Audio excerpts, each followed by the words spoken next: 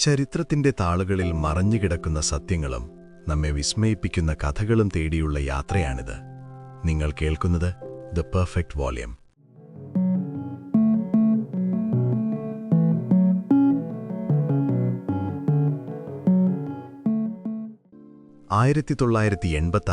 April 25 ആ രാത്രി പ്രിപ്യാഡ് നഗരം ഉറങ്ങാൻ കിടക്കുമ്പോൾ ആരും കരുതിയിരുന്നില്ല അടുത്ത പുലരി കാണാൻ തങ്ങൾക്ക് ഭാഗ്യമുണ്ടാകില്ലെന്ന്. ഒരു ജനതയുടെ സ്വപ്നങ്ങളും ആധുനിക ശാസ്ത്രത്തിന്റെ അഹങ്കാരവും വെറും സെക്കൻഡുകൾ കൊണ്ട് ചാരമായി മാറിയ ചരിത്രം. നമ്മൾ കേട്ടറിഞ്ഞതിനേക്കാൾ ഭീകരമാണ് ചെർണോബിലിന്റെ ഉള്ളറകളിൽ നടന്ന സത്യങ്ങൾ. മരണത്തിന്റെ നീല വെളിച്ചം ആകാശത്ത് തെളിഞ്ഞ ആ രാത്രിയിൽ സ്വന്തം പ്രിയപ്പെട്ടവർക്കായി ജീവൻ ബലി നൽകിയ ധീരന്മാരുടെയും ഇന്നുമുണങ്ങാത്ത മുറിവായി അവശേഷിക്കുന്ന ഒരു നഗരത്തിന്റെയും കഥ. ചെർണോബിൽ ദുരന്തത്തിന്റെ കാണാപ്പുറങ്ങളിലേക്ക് ദ പെർഫെക്റ്റ് വോളിയത്തിലൂടെ നമുക്കൊന്നിറങ്ങിച്ചെല്ലാം. ഈ കഥയുടെ അവസാനം വരെ നിങ്ങൾക്കൊപ്പം ആ നടുക്കം ബാക്കിയുണ്ടാകും. നമുക്ക് തുടങ്ങാം. 1980കളുടെ മധ്യകാലം. ലോകം രണ്ട് ശക്തികളുടെ നിഴലിൽ ജീവിച്ചിരുന്ന കാലം. കിഴക്കിൽ സോവിയറ്റ് യൂണിയൻ, പടിഞ്ഞാറിൽ അമേരിക്ക. ആണവായുധങ്ങൾ പരസ്പരം ഭീഷണിയായി നിൽക്കുമ്പോഴും ആണവോർജം മനുഷ്യരാശിയുടെ ഭാവിയെന്ന പ്രതീക്ഷയായി ആഘോഷിക്കപ്പെട്ടു. അന്ന് ആണവോർജം ഭയത്തിന്റെ പ്രതീകമായിരുന്നില്ല, അത് പുരോഗതിയായിരുന്നു, പ്രകാശമായിരുന്നു, മനുഷ്യന്റെ ബുദ്ധിയുടെ വിജയമായിരുന്നു. സോവിയറ്റ് യൂണിയൻ തങ്ങളുടെ ശക്തി ലോകത്തിന് കാണിക്കാനായി വമ്പൻ പദ്ധതികൾ നിർമ്മിച്ചു. വ്യവസായങ്ങൾക്കൊപ്പം നഗരങ്ങളും വളർന്നു. ശാസ്ത്രം രാഷ്ട്രത്തിന്റെ അഭിമാനമായി മാറി. ഈ കഥയുടെ ഹൃദയത്തിൽ ഉക്രൈനിലെ കാടുകൾക്കിടയിൽ ഒരു ഭീമൻ കെട്ടിടമുയർന്നു. ചെർണോബിൽ ആണവനിലയം. അതൊരു സാധാരണ ആണവനിലയമായിരുന്നില്ല. അത് സോവിയറ്റ് ശാസ്ത്രവളർച്ചയുടെ അഭിമാന ചിഹ്നമായിരുന്നു. ഉയരമുള്ള കോൺക്രീറ്റ് കെട്ടിടങ്ങൾ, കനത്ത പൈപ്പുകൾ, മിനുങ്ങുന്ന ലോഹയന്ത്രങ്ങൾ എല്ലാം മനുഷ്യൻ പ്രകൃതിയെ കീഴടക്കിയെന്ന തോന്നൽ സൃഷ്ടിച്ചു. ചെർണോബിലിന്റെ ലക്ഷ്യം ലളിതമായിരുന്നു: നഗരങ്ങൾ പ്രകാശിപ്പിക്കുക, വീടുകളിലേക്ക് വൈദ്യുതി എത്തിക്കുക, ഫാക്ടറികൾ പ്രവർത്തിപ്പിക്കുക. പക്ഷേ അതിനപ്പുറം അതൊരു രാഷ്ട്രീയ സന്ദേശം കൂടിയായിരുന്നു. ഞങ്ങൾ ആധുനികരാണ്, ഞങ്ങൾ ശക്തരാണ്. നിലയത്തിന് സമീപം ഒരു പുതിയ നഗരം പിറന്നു, പ്രിപ്യാഡ്. 1970 രൂപം കൊണ്ട ഈ നഗരം ഒരു സാധാരണ പട്ടണമായിരുന്നില്ല, അതൊരു മാതൃകാ നഗരമായിരുന്നു. ആധുനിക അപ്പാർട്ട്മെന്റുകൾ, വിശാലമായ പാർക്കുകൾ, സ്കൂളുകൾ, സിനിമാ തിയേറ്ററുകൾ, കായിക കേന്ദ്രങ്ങൾ എല്ലാം പുതുമയുടെ പ്രതീകമായി നിന്നു. പ്രിപ്യാഡ് യുവാക്കളുടെ നഗരമായിരുന്നു. ഭൂരിഭാഗം താമസക്കാരും ചെർണോബിൽ ആണവ നിലയത്തിലെ ശാസ്ത്രജ്ഞർ, എഞ്ചിനീയർമാർ, ടെക്നീഷ്യന്മാർ, അവരുടെ കുടുംബങ്ങൾ. രാവിലെ ആളുകൾ ജോലിക്ക് പോയി. വൈകുന്നേരം കുട്ടികൾ കളിസ്ഥലങ്ങളിൽ ചിരിച്ചു. കുടുംബങ്ങൾ നദിക്കരയിൽ സായാഹ്നം ചെലവഴിച്ചു. പ്രിപ്യാഡ് സോവിയറ്റ് സ്വപ്നത്തിന്റെ ചിത്രമായിരുന്നു. സുരക്ഷിതം, ശുചിത്വം, ക്രമബദ്ധം. ഭാവിയിലേക്ക് നോക്കുന്ന നഗരം. ആകാശത്തെപ്പോഴും മൃദുവായ പുക ഉയരുന്ന ചെർണോബിൽ നിലയം അവർക്ക് ഭീഷണിയായിരുന്നില്ല. അതവരുടെ ജീവിതത്തിന്റെ ഭാഗമായിരുന്നു. അവിടെ ജോലി ചെയ്യുക അഭിമാനമായി കണക്കാക്കപ്പെട്ടു. ഞാൻ ആണവ നിലയത്തിൽ ജോലി ചെയ്യുന്നു എന്ന വാക്കുകൾ ബഹുമാനത്തോടെ കേൾക്കപ്പെട്ടു. എന്നാൽ ഈ സമാധാനത്തിന്റെ അടിയിൽ ഒരു നിശബ്ദ അപകടം ഉറങ്ങിക്കിടന്നു. റിയാക്ടർ രൂപകൽപ്പനയിൽ പിഴവുകളുണ്ടായിരുന്നു. സുരക്ഷാ സംവിധാനങ്ങളിൽ കുറവുകളുണ്ടായിരുന്നു. ചിലപ്പോൾ രാഷ്ട്രീയ സമ്മർദ്ദം ശാസ്ത്രീയ ജാഗ്രതയെ മറികടന്നു. പക്ഷേ പ്രിപ്യാഡിലെ സാധാരണ മനുഷ്യർ ഇതൊന്നും അറിഞ്ഞില്ല. അവർക്കറിയാമായിരുന്നത് ഇത്രമാത്രം: തങ്ങളുടെ കുട്ടികൾ സുരക്ഷിതരാണ്, തങ്ങളുടെ ജോലി സ്ഥിരമാണ്, തങ്ങളുടെ ഭാവി പ്രകാശമാണ്. 1986 ഏപ്രിൽ 25 പ്രിപ്യാഡ് സാധാരണ ദിനം പോലെ തോന്നി. മാർക്കറ്റിൽ തിരക്കുണ്ടായിരുന്നു. കുട്ടികൾ സ്കൂളിലേക്ക് പോയി. ദമ്പതികൾ സിനിമയ്ക്ക് ടിക്കറ്റ് ബുക്ക് ചെയ്തു. ആർക്കും അറിയില്ലായിരുന്നു അടുത്ത ദിവസം പുലർച്ചെ അവരുടെ ലോകം തകർന്നടിയുമെന്ന്. ആകാശം തെളിഞ്ഞിരുന്നു. കാറ്റ് ശാന്തമായിരുന്നു. നഗരമുറങ്ങാൻ തയ്യാറായി. ചെർണോബിൽ നിലയത്തിനുള്ളിൽ എഞ്ചിനീയർമാർ ഒരു സുരക്ഷാ പരീക്ഷണത്തിനായി ഒരുക്കം തുടങ്ങി. അവർ കരുതിയത് അതൊരു സാധാരണ പരിശോധന മാത്രമാണെന്ന്. പക്ഷേ ആ പരീക്ഷണം ഒരുപക്ഷെ ചരിത്രത്തിന്റെ ദിശ തന്നെ മാറ്റാൻ പോവുകയായിരുന്നു. ആ രാത്രി പ്രിപ്യാഡ് ഉറങ്ങുമ്പോൾ ലോകമറിയാതെ ഒരു ദുരന്തം ജനിച്ചു. അന്ന് രാത്രി ചെർണോബിൽ ആണവ നിലയം സാധാരണ പോലെ കാണപ്പെട്ടു. ബാഹ്യമായി നോക്കിയാൽ ഒന്നും അസ്വാഭാവികമായിരുന്നില്ല. വലിയ കോൺക്രീറ്റ് കെട്ടിടങ്ങൾ ഇരുട്ടിൽ നിശ്ചലമായി നിന്നു. ഉയരമുള്ള ചിമ്മിനികളിൽ നിന്ന് മങ്ങിയ ആവി ഉയർന്നു. സുരക്ഷാ ലൈറ്റുകൾ മഞ്ഞ നിറത്തിൽ മിന്നി. പക്ഷേ നിലയത്തിനുള്ളിൽ അന്തരീക്ഷം വ്യത്യസ്തമായിരുന്നു. റിയാക്ടർ നമ്പർ 4 ഒരു സുരക്ഷാ പരീക്ഷണത്തിനായി തയ്യാറായിരുന്നു. ഈ പരീക്ഷണം പുതിയതല്ല, പക്ഷേ അത് അത്യന്തം നിർണായകമായ ഒന്നായിരുന്നു. എഞ്ചിനീയർമാർ അറിയാൻ ശ്രമിച്ചത് ഇതായിരുന്നു: നിലയത്തിനുള്ളിലെ വൈദ്യുതി പൂർണ്ണമായി നഷ്ടമായാൽ റിയാക്ടറിന്റെ ടർബൈൻ നിശ്ചലമാകുന്നതിന് മുൻപുള്ള ശക്തി കുറഞ്ഞ കറക്കങ്ങളിൽ നിന്നുണ്ടാകുന്ന വൈദ്യുതി കൊണ്ട് എമർജൻസി കൂളിംഗ് പമ്പുകൾ പ്രവർത്തിപ്പിക്കാൻ കഴിയുമോ? ലളിതമായി പറഞ്ഞാൽ, പ്ലാന്റ് ഇരുട്ടിലായാൽ റിയാക്ടർ തണുപ്പിച്ചു നിർത്താൻ വേണ്ടത്ര വൈദ്യുതി ഉണ്ടാകുമോ എന്ന പരീക്ഷണം. പേപ്പറുകളിൽ ഇതൊരു സുരക്ഷിതമായ പരിശോധനയായിരുന്നു. എന്നാൽ യാഥാർത്ഥ്യം മറിച്ചായിരുന്നു. ആ രാത്രിയുടെ ചുമതലയിലുണ്ടായിരുന്ന പ്രധാന വ്യക്തികളിലൊരാൾ അനറ്റോളി ഡ്യാറ്റ്ലോവ് ആയിരുന്നു. പ്ലാന്റിന്റെ ഡെപ്യൂട്ടി ചീഫ് എഞ്ചിനീയറായ അയാൾ കർക്കശക്കാരനും തികഞ്ഞ അച്ചടക്കക്കാരനും ചിലപ്പോൾ അതിരുകടന്ന ആത്മവിശ്വാസമുള്ളവനുമായിരുന്നു. ചില യുവ എഞ്ചിനീയർമാർ അദ്ദേഹത്തോട് ആശങ്ക പ്രകടിപ്പിച്ചു. ചിലർ ചോദിച്ചു, ഇത്ര കുറഞ്ഞ പവർ ലെവലിൽ പരീക്ഷണം സുരക്ഷിതമാണോ? പക്ഷേ പരീക്ഷണം നിർത്താൻ ഡ്യാറ്റ്ലോവ് തയ്യാറായിരുന്നില്ല. അദ്ദേഹത്തിന് ഫലം വേണമായിരുന്നു, ആ രാത്രിയിൽ തന്നെ. സമയം കടന്നുപോയി. റിയാക്ടറിന്റെ പവർ നില താഴ്ത്തി. പക്ഷേ കാര്യങ്ങൾ പദ്ധതി പോലെ നടന്നില്ല.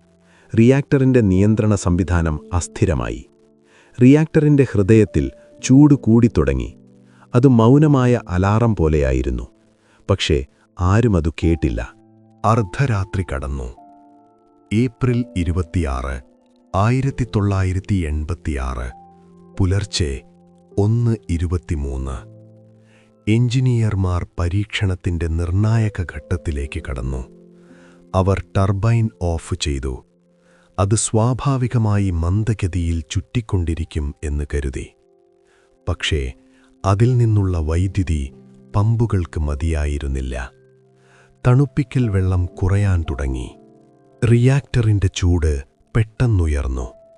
അണുഹൃദയം നിയന്ത്രണത്തിന് പുറത്തേക്ക് നീങ്ങി. ആ നിമിഷം മനുഷ്യനിയന്ത്രണം നഷ്ടമായി. പുലർച്ചെ 1:23, 40 സെക്കൻഡ്. ഒരു ഇടിമുഴക്കം പോലുള്ള ശബ്ദം. ഭൂമി നടുങ്ങി. കെട്ടിടങ്ങൾ വിറച്ചു. വാതിലുകൾ തകർന്നു. ആദ്യ സ്ഫോടനം നടന്നു. റിയാക്ടറിന്റെ മേൽക്കൂര പറന്നുപോയി. കട്ടിയുള്ള കോൺക്രീറ്റ് തകർന്നു വീണു. ഉരുകിയ ലോഹവും ഗ്രാഫൈറ്റും ആകാശത്തേക്ക് തെറിച്ചു. അപ്പോൾ ആകാശത്തൊരു വിചിത്രമായ പ്രകാശം തെളിഞ്ഞു. അതിന് മരണത്തിന്റെ നീലനിറമായിരുന്നു. പ്രിപ്യാഡിൽ ഉറങ്ങിക്കിടന്ന ആളുകൾ ജനാലയിലൂടെ പുറത്തേക്ക് നോക്കി. ആകാശം വിചിത്രമായി തിളങ്ങുന്നത് അവർ കണ്ടു. അതൊരു തീപിടുത്തമായേക്കാം എന്നവർ കരുതി. പക്ഷേ ആരും സത്യമറിഞ്ഞില്ല. പ്ലാന്റിനുള്ളിൽ കുഴപ്പം വൻതോതിലായിരുന്നു. കെട്ടിടത്തിനുള്ളിൽ പുക നിറഞ്ഞു. വാതിലുകൾ അടഞ്ഞു. അലാറങ്ങൾ മുഴങ്ങി.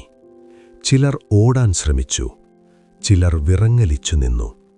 ചില തൊഴിലാളികൾ കരുതി മേൽക്കൂരയിൽ തീ പിടിച്ചുവെന്ന്.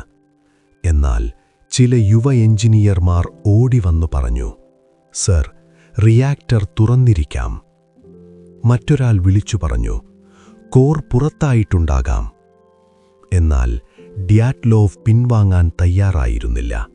റിയാക്ടർ കോർ സുരക്ഷിതമാണെന്നും ഇതു കേവലമൊരു തീപിടുത്തമാണെന്നും ഉറച്ചു വിശ്വസിച്ച അയാൾ പേടിച്ചരണ്ട തൊഴിലാളികളോട് ക്ഷുഭിതനായി ആക്രോശിച്ചു.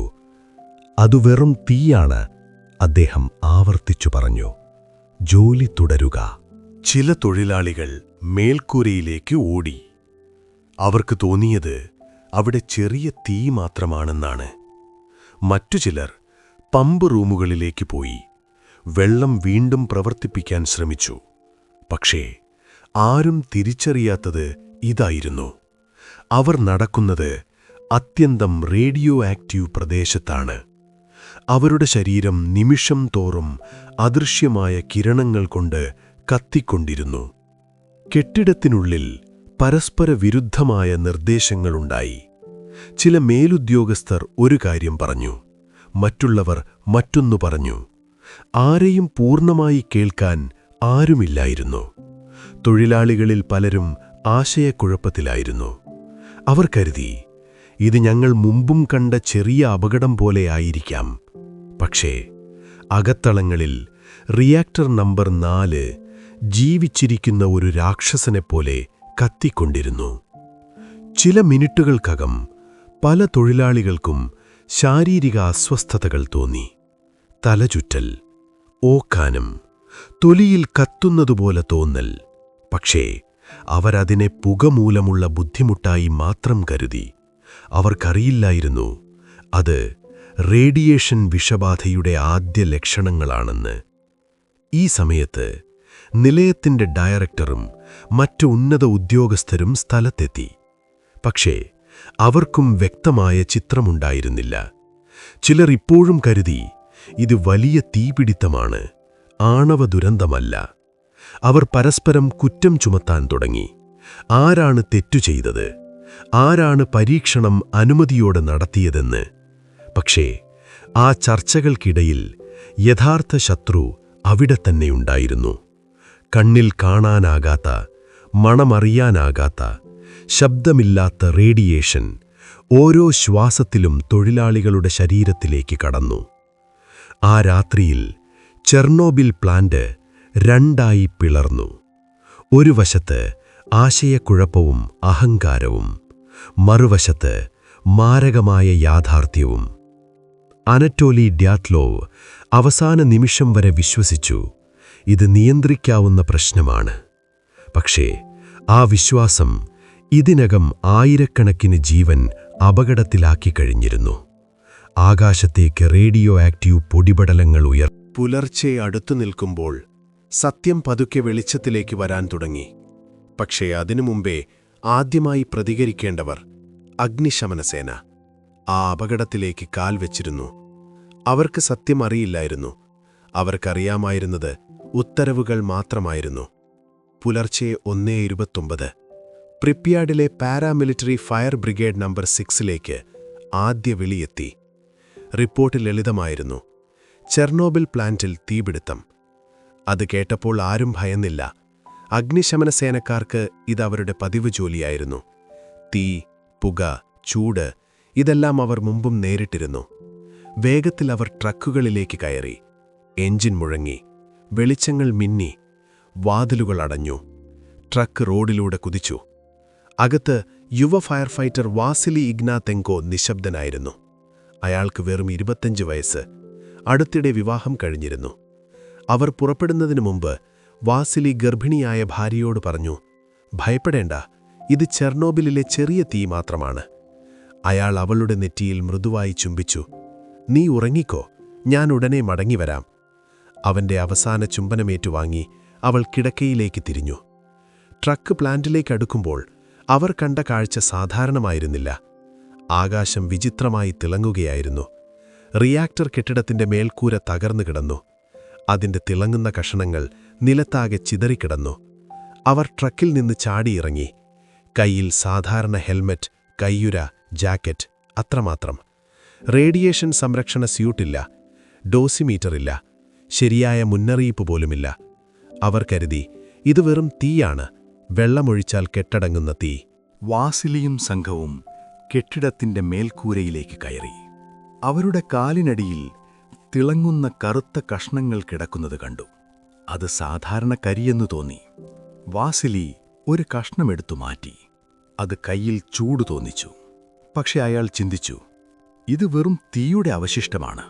അവ സാധാരണ അവശിഷ്ടങ്ങളല്ല, മറിച്ച് റിയാക്ടർ കോറിൽ നിന്ന് തെറിച്ചു വീണ് റേഡിയോ ആക്റ്റീവ് ഗ്രാഫൈറ്റ് ആയിരുന്നു. അവർ പൈപ്പ് തുറന്നു. വെള്ളം ശക്തിയായി ഒഴുകി. പക്ഷേ അവർ കെടുത്താൻ ശ്രമിച്ചത് സാധാരണ തീയല്ല, അത് ആണവ ഹൃദയത്തിൽ നിന്നുള്ള ജ്വാലയായിരുന്നു. മിനിറ്റുകൾ കടന്നുപോയി. അവരുടെ ശരീരം അദൃശ്യമായ കിരണങ്ങളിൽ മുങ്ങിക്കൊണ്ടിരുന്നു. എന്നാൽ പൊള്ളി അടരാൻ തുടങ്ങിയ തൊലിയോ മനം പുരട്ടലോ ഓരോ നിമിഷവും ശക്തമായി കൊണ്ടിരിക്കുന്ന ചൂടോ അവരെ പിന്നോട്ട് വലിച്ചില്ല. അവർ ജോലികൾ തുടർന്നു. അവരുടെ കടമകൾ നിറവേറ്റിക്കൊണ്ടിരുന്നു.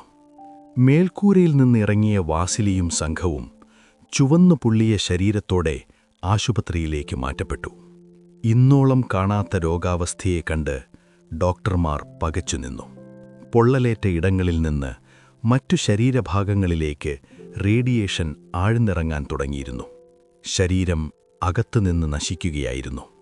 വാസിലിയുടെ ഭാര്യ ലുഡ്മില ആശുപത്രിയിലെത്തി. അവൾ വാതിലിന് പുറത്തു നിന്നു. ഡോക്ടർമാർ അവളോടകത്തു പോകാൻ അനുവദിച്ചില്ല. അവൾ അവനെ ദൂരെ നിന്ന് കണ്ടു.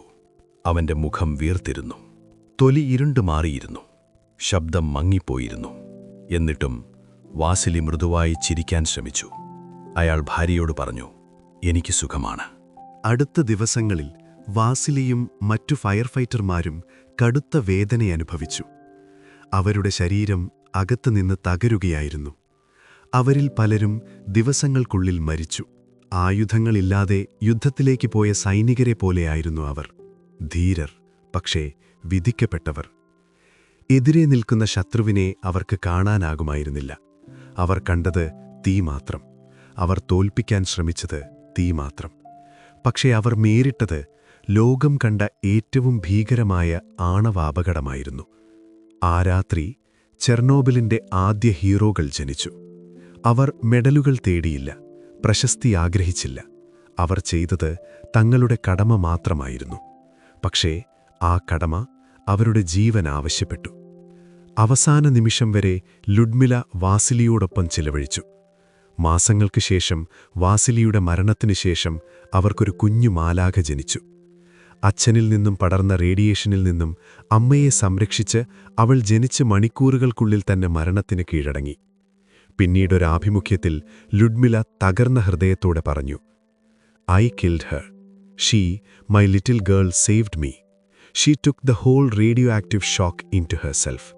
She was like a lightning rod for it." ഞാനാണ് അവളെ കൊന്നത്. അവൾ, എന്റെ പൊന്നുമോൾ, അവൾ എന്നെ രക്ഷിച്ചു. ഒരു മിന്നൽ പിണർ പോലെ ആ റേഡിയേഷൻ മുഴുവനും തന്നിലേക്ക് ആവാഹിച്ചു. ചെർണോബിൽ ഇവരുടെ കൂടി കഥയാണ്. അപകടം നടന്ന ദശാബ്ദങ്ങൾക്ക് ശേഷവും ശരീരത്തിലും മനസ്സിലും അതിന്റെ യാതനകൾ പേറാൻ വിധിക്കപ്പെട്ടവർ. അടുത്ത ദിവസം വളരെ നിർണായകമായിരുന്നു. അധികൃതരെല്ലാം രാത്രി തന്നെ ചെർണോബിലിൽ എത്തിച്ചേർന്നു. പുറമേക്ക് ലോകം ശാന്തമായി കാണപ്പെട്ടു. എന്നാൽ റിയാക്ടർ നമ്പർ 4 വിഷം പരത്തി എരിഞ്ഞുകൊണ്ടിരുന്നു. അപ്പോഴും ഔദ്യോഗിക ഭാഷയിൽ എല്ലാം നിയന്ത്രണത്തിലായിരുന്നു. പ്ലാന്റിന്റെ ഡയറക്ടർ വിക്ടർ ബ്രൂഖാനോവും ചീഫ് എഞ്ചിനീയർ നിക്കോളായ് ഫോമിനും സ്ഥിതിഗതികൾ മോസ്കോവിലേക്ക് റിപ്പോർട്ട് ചെയ്തു. പക്ഷേ അവരുടെ റിപ്പോർട്ടുകൾ സത്യത്തിൽ നിന്ന് വളരെ അകലെയായിരുന്നു. അവർ പറഞ്ഞു, തീ നിയന്ത്രണത്തിലാണ്, റിയാക്ടർ സുസ്ഥിരമാണ്, വലിയ അപകടമില്ല.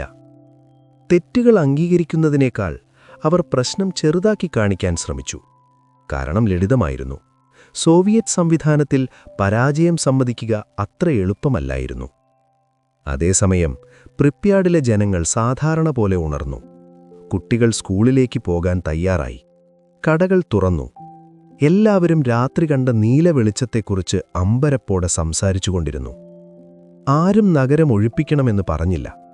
സമയം കടന്നുപോയി. മണിക്കൂറുകൾ, പിന്നെയും മണിക്കൂറുകൾ. പക്ഷേ റേഡിയേഷൻ അവിടെ തന്നെയുണ്ടായിരുന്നു. അത് മണ്ണിലും വെള്ളത്തിലും വായുവിലും നിറഞ്ഞു. കുട്ടികൾ കളിസ്ഥലങ്ങളിൽ ഓടി നടന്നു. യുവാക്കൾ ബാൽക്കണികളിൽ നിന്ന് പ്ലാന്റിലേക്ക് നോക്കി. സ്ത്രീകൾ വസ്ത്രങ്ങൾ പുറത്തിട്ടുണക്കി. അവർ ഓരോ നിമിഷവും അദൃശ്യമായ വിഷം സ്വീകരിക്കുകയായിരുന്നു. ഏകദേശം 36 മണിക്കൂർ കഴിഞ്ഞു മാത്രമാണ് അധികാരികൾ നഗരം ഒഴിപ്പിക്കാൻ തീരുമാനിച്ചത്. അതും സത്യസന്ധമായ മുന്നറിയിപ്പോടെ ആയിരുന്നില്ല. ലൗഡ് സ്പീക്കറുകളിൽ നിന്ന് അറിയിപ്പ് വന്നു, പ്രിപ്യാഡ് നിവാസികളെ, സാങ്കേതിക കാരണങ്ങളാൽ നിങ്ങൾ താൽക്കാലികമായി നഗരം വിട്ടുപോകണം. ദയവായി അവശ്യവസ്തുക്കൾ മാത്രമെടുത്ത് തയ്യാറാകുക. 2 ദിവസത്തിനുള്ളിൽ നിങ്ങൾ തിരിച്ചെത്തും. ആ വാക്കുകൾ ശാന്തമായിരുന്നു. ഭയപ്പെടുത്തുന്ന ഒന്നും പറഞ്ഞില്ല.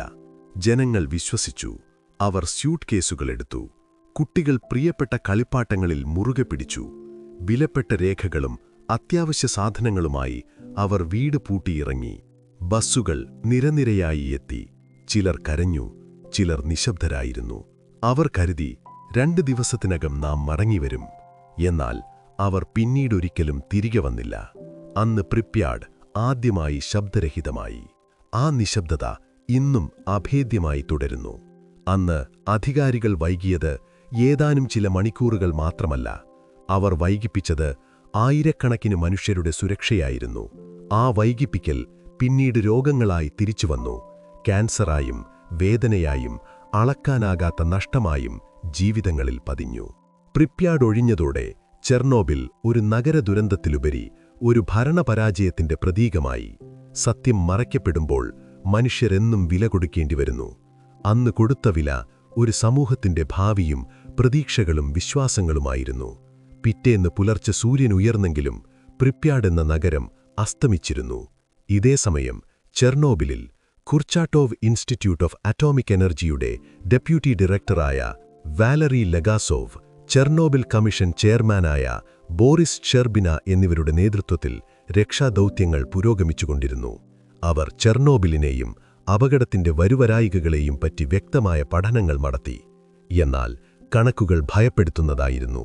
റിയാക്ടർ തുറന്നുകിടന്നാൽ മറ്റൊരു വൻ സ്ഫോടനമുണ്ടാകാൻ സാധ്യതയുണ്ടായിരുന്നു. അത് സംഭവിച്ചാൽ യൂറോപ്പിന്റെ വലിയ ഭാഗങ്ങൾ പോലും താമസയോഗ്യമല്ലാതാകുമായിരുന്നു. അത് തടയാൻ അവർ ഒരു ഭീകരമായ പദ്ധതി രൂപപ്പെടുത്തി.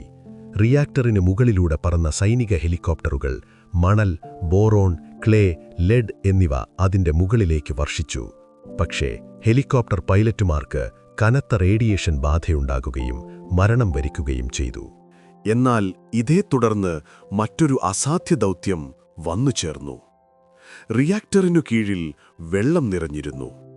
അത് പൊട്ടിത്തെറിച്ചാൽ ചൂടുള്ള ലാവ പോലെയുള്ള ഇന്ധനം വെള്ളവുമായി പ്രതികരിച്ച് ഒരു മഹാസ്ഫോടനമുണ്ടാകുമായിരുന്നു.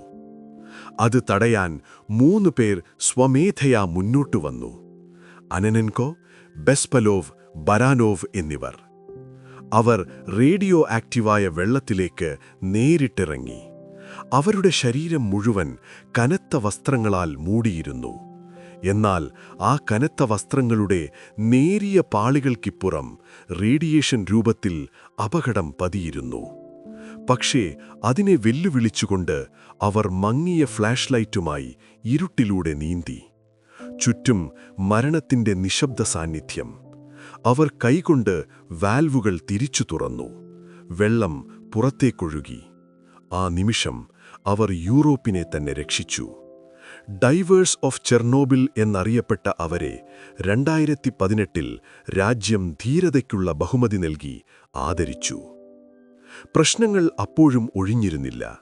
മണിക്കൂറിൽ 15,000 റോഞ്ചൻ അളവിൽ ഭൂമിയിൽ പടർന്നുകൊണ്ടിരുന്ന റേഡിയേഷൻ ഏതാനും വർഷങ്ങൾക്കുള്ളിൽ യൂറോപ്പിനെ മൊത്തമായി നശിപ്പിക്കാൻ പോന്ന ശക്തിയുള്ളവയായിരുന്നു.